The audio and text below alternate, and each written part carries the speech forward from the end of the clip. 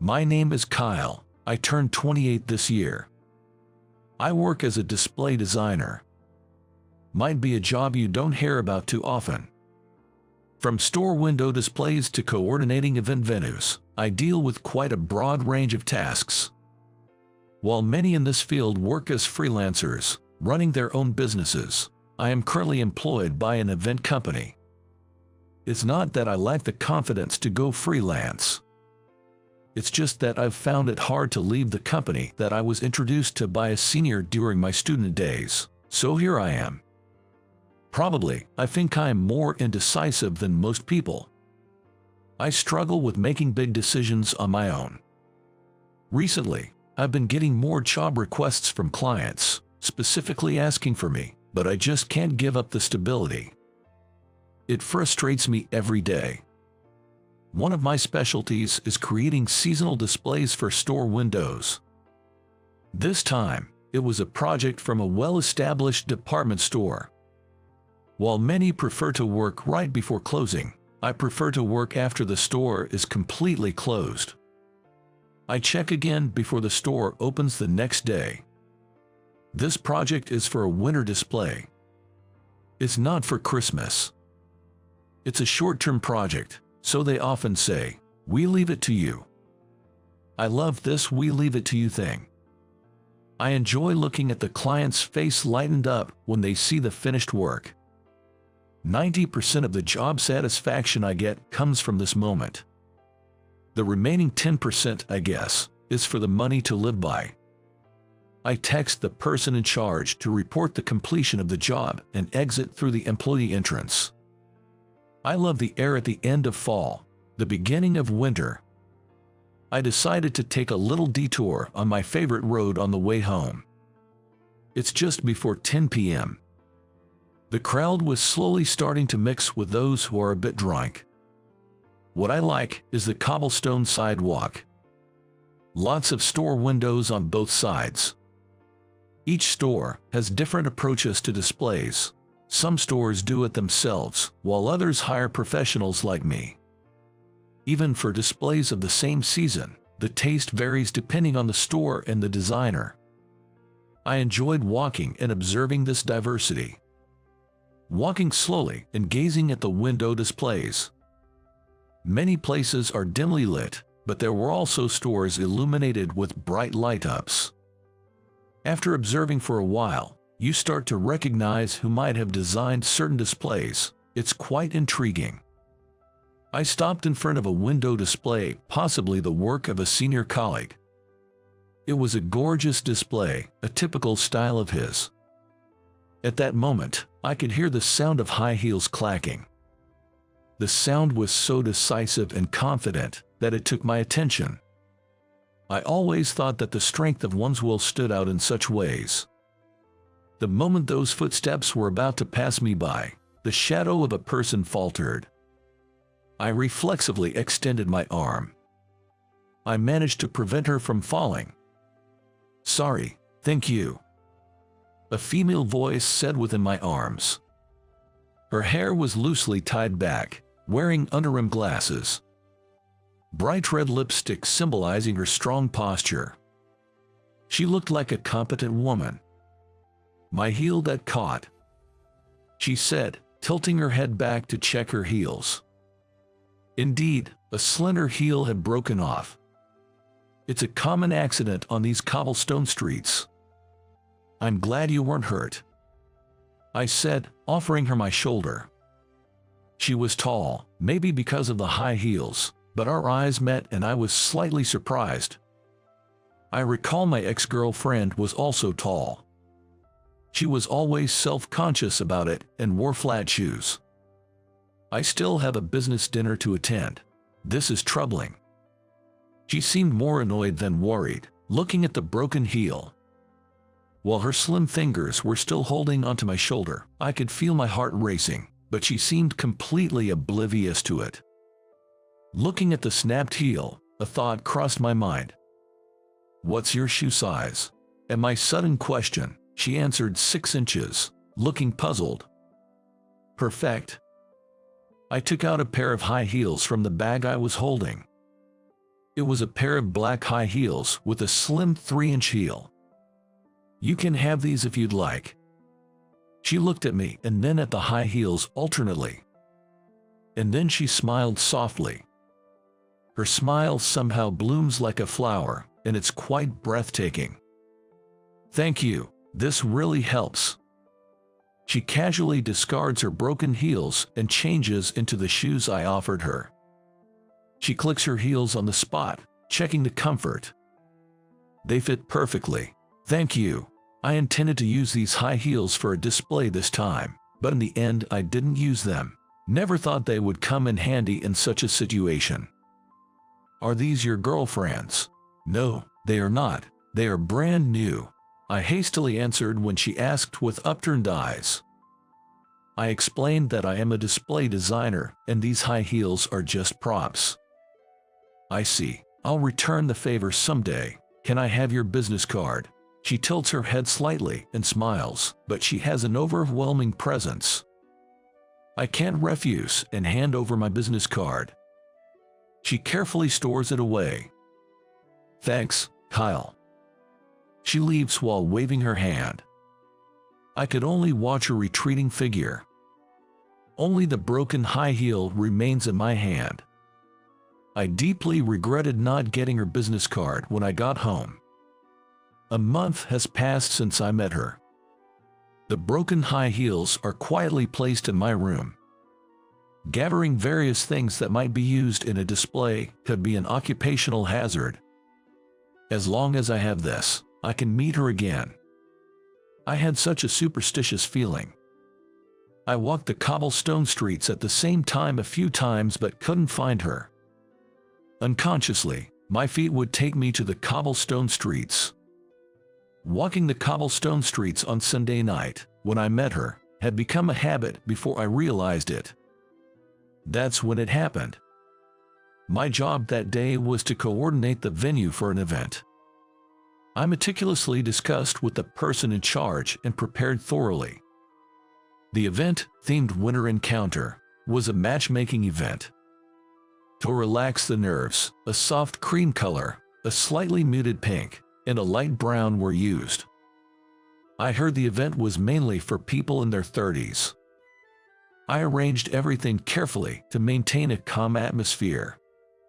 However, I was shocked to see the flowers that was delivered to decorate the venue. Despite arranging specially out of season chocolate cosmos, what arrived were colorful gerberas. What is this? The colors of the equipment being brought in were colorful and completely different from what we discussed. "Hey, what are you daydreaming about? Get to work." The one who yelled at me while I was stunned was a senior boss at work. "Come on, was there not enough discussion? I did notify you that there were major changes, didn't I?" My boss deliberately speaks loudly, making it appear to the event organizer that I made a mistake. Lately, this boss seems to search for reasons to interfere with my work. He makes decisions about changes without informing me, the person in charge, and proceeds to handle them independently. Normally, I would notice such changes before the day of the event and be able to plan accordingly. This time, it took me off guard. I fell right into the boss's trap. I rushed to the event organizer to review the new specifications. With such significant color changes, achieving the venue coordination I had envisioned is going to be challenging. I heard there were major changes to the concept. I respectfully bow my head and ask for clarification. The event organizer looks mortified. Their anger is justified, but there's no time now. I promise to create the best possible outcome under the current circumstances. I look at the significantly altered venue and supplies and quickly put together the venue coordination. Now, it's all hands on deck. I give instructions to the part-timers who always help me out. Those who have worked with me several times understand what needs to be done without me having to spell everything out. Ironically, the full-time employees from my company are the ones causing disruptions. They are of no help at all and are merely in the way. My boss, engaging with them, is truly nothing but an obstruction. Thanks to the excellent work of my helpers, we managed to get everything ready in time for the start of the event. Seeing the brightly decorated venue, the event organizer nods in satisfaction. This time, it was our company's mistake, and we deeply apologize for any inconvenience caused. I bow my head again, and the organizer shakes theirs. Thank you for creating such a wonderful venue. It seems to be easing everyone's tension. The participants, who looked tense when they entered the venue, all began to relax. Even before the event starts, the venue is abuzz with conversation, everyone remarking on how beautiful, cute, and wonderful it is. It's the Kyle magic, isn't it? It's wonderful. I've heard rumors that my work is referred to this way in the industry. But having it said to my face is still a bit embarrassing. Thank you very much. I will continue to strive for improvement. I deeply bow my head and thank the organizer. Just when I thought I had overcome the difficulties, I am fired from the company. My boss reported to the president. He apparently made up stories about my negligence and how I inconvenienced our clients. I am called to the president's office and immediately scolded upon entering. The president has no interest in hearing my side of the story, and I'm bluntly told, you don't have to come in from tomorrow. My boss, standing beside the president, grins. Seeing his face, any attachment I had to working for the company instantly evaporates. It is between a stable income and a stable life. I've started to think maybe I've had enough of it all. Thank you for everything until now. I left the president's office. The part-timers who were there to pick up their pay were looking at me with concern. I told them I'd been fired and bowed my head, asking for their help when I eventually go independent. Everyone present handed me their contacts one after another. Everyone kept saying, "Contact us anytime." I felt like shedding a tear. The other employees were watching me from a distance. Everyone's afraid of that boss. I quickly packed up my personal belongings and left the company. On the Sunday night I was fired, I found myself walking on that cobblestone street again, unconsciously. Probably with heavier steps than usual. Then, the sound of those powerful, clicking heels approached me directly from behind. Just by the footsteps, I was certain it was her. I stopped right there. I finally found you. Sure enough, it was her who tapped my shoulder. Finally, I gave you my card. I was happy but also a bit sulky because she didn't contact me. Then, she smiled mischievously. That wouldn't be dramatic. Isn't it wonderful to meet again by chance? I quickly found myself going at her pace.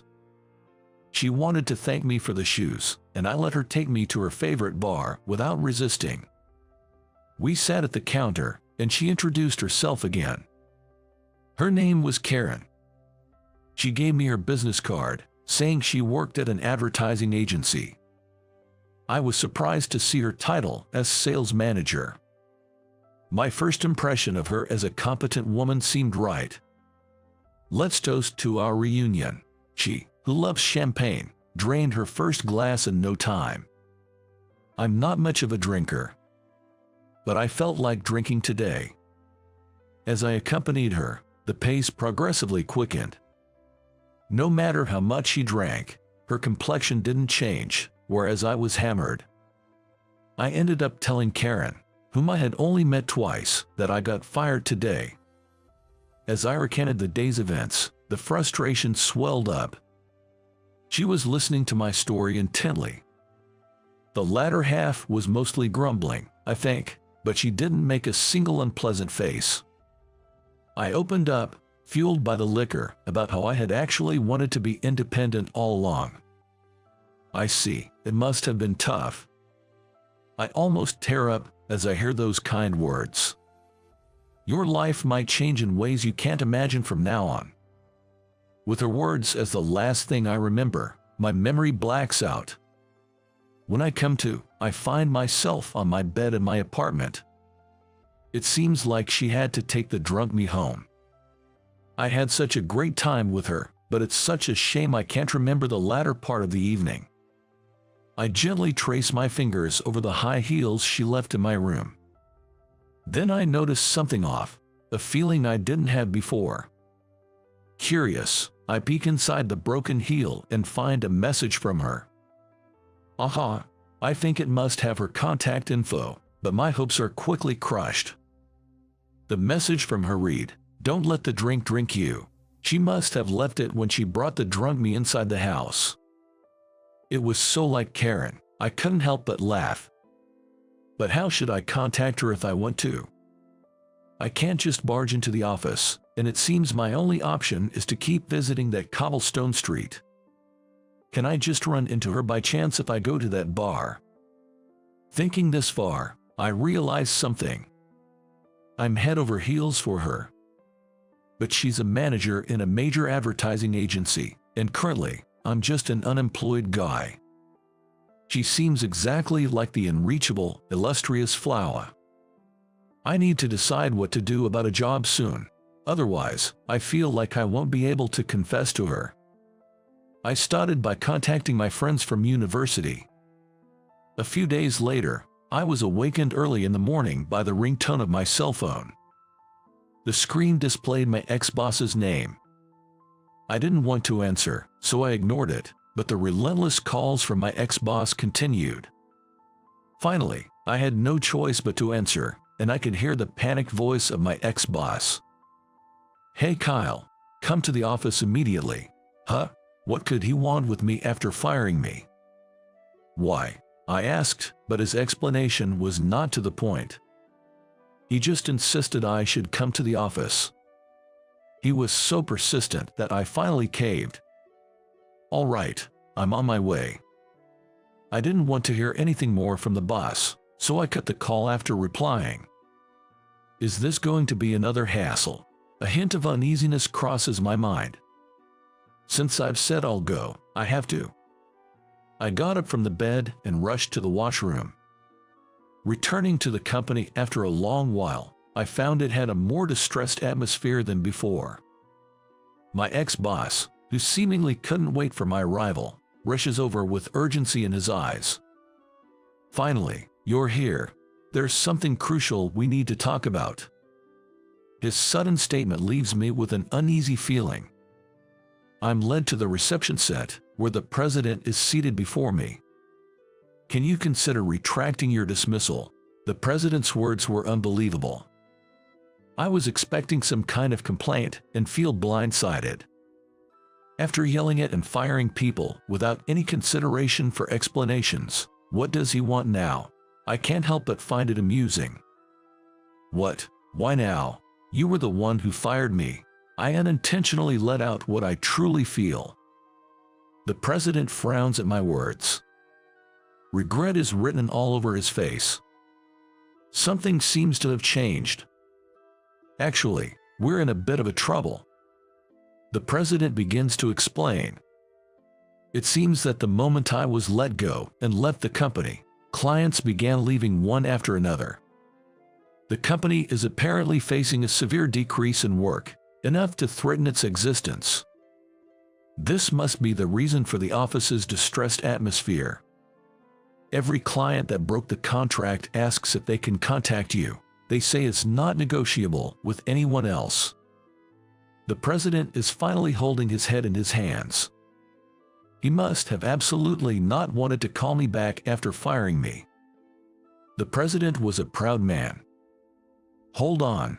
I haven't told any clients that I left the job. I had informed my college friends that I had been fired and was looking for part-time work, but how did the information about my dismissal get out? I'm puzzled. It seems the manager of a major advertising agency is widely spreading the news that you've resigned and might go independent." The president accuses, "Wasn't it your connection? The manager of a major advertising agency is broadcasting my resignation and potential independence across the industry. This is so like Karen. She probably marketed me to the industry." This reached my former clients, leading them to break contracts with the company. Many contracts were already preferentially assigned to me, so it was inevitable that the company would end up in this situation sooner or later. "You'll come back, right?" I'm astounded as he insists as if it's a given. It's bizarre to think that I would say, "Yes, I'll come back." No, I have no intention of returning to the company. I plan on going independent. Declaring this clearly in front of them, I felt somewhat refreshed. The persuasion continues for about an hour afterward, but my resolve doesn't waver an inch. It seems even the part-timers are resigning one after another.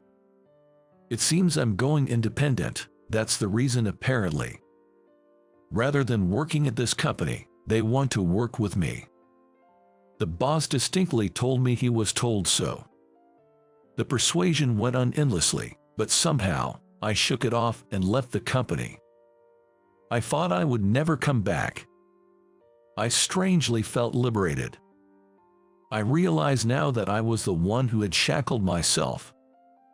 Taking the first step was such a simple thing.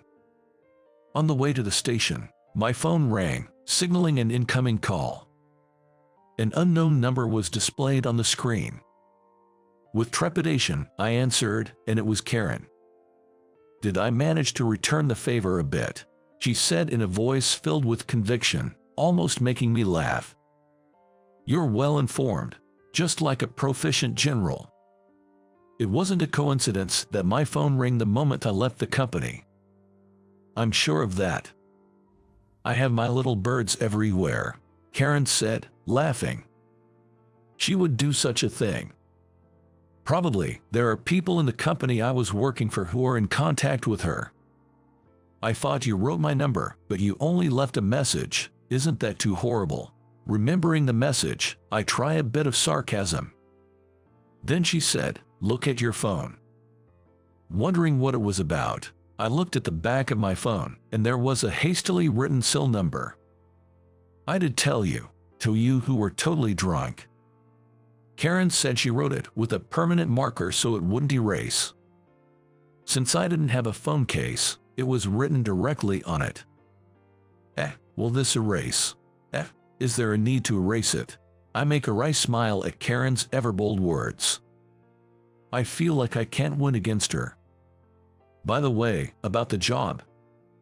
Suddenly her voice turned businesslike and serious. Karen. She offered me a great opportunity. I was offered an exclusive contract with the major advertising agency Karen works for. For me, who hadn't decided anything yet, it was an unbelievably big job. "I would like to finalize the contract. Can you make the trip?" Karen said, smiling. Several years have passed since then. My name is known throughout the industry, and I have a never-ending stream of work. I couldn't handle the work by myself anymore, so I quickly started my own business and set up an office. Some of the part-timers I worked with before are now working as employees in my company. Now that I have someone to delegate the administrative tasks to, I can focus more on my design work. It's a different life from when I was employed. It's busy, but fulfilling. Karen and I have been work partners ever since. I think we have a good relationship in our private life too. When I started my company, I confessed my feelings to her and asked her to be my girlfriend. Karen easily agreed and shared a secret with me. Turns out, she knew about me all along. She really liked the displays I created. "When I saw you for the first time, I was shocked because you were totally my type." She recognized me immediately when we met on the cobblestone street. I wish she had told me then, but when I say that, she just clicks her tongue and waves a finger. That wouldn't have been dramatic, would it? So, it turns out I was being led by her all along. Today's job is a boutique's display window, themed for Valentine's. I watch over the finished display window and contact Karen to check it. She quickly agrees to come over and hands up the phone. The sound of heels clacking echoes on the cobblestone street. This display window really stands out at night," she says while looking over the display window I created. Then, she turned to me, as if realizing something. "Do you remember, in the center of the display window, there is a broken high heel. The concept is meeting a loved one," I say with a smile. Karen smiles mischievously in response. "You've become so cocky. It's like you never were the guy who would get drunk and sob uncontrollably." Teasingly, she looks again at the window. Her face shows a happy expression.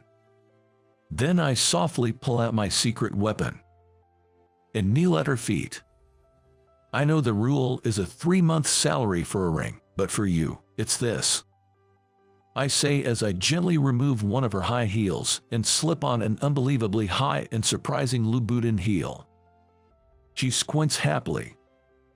As I'm humbly helping her change the other heel, she says, "Hey, don't I look like Cinderella right now?" Her childlike words almost make me laugh. Unaware of my amusement, Karen innocently admires her high heels. I see, so we're having a happy ending then. Looking up to her, I hear a tongue click from above. Her tongue clicking is her way of hiding her embarrassment. "You really have become cocky," she says as she hugs my head. "I think I'm the real Cinderella here." She gave me the first step into a new world. That broken heel from back then. I think it's a lifelong treasure for us.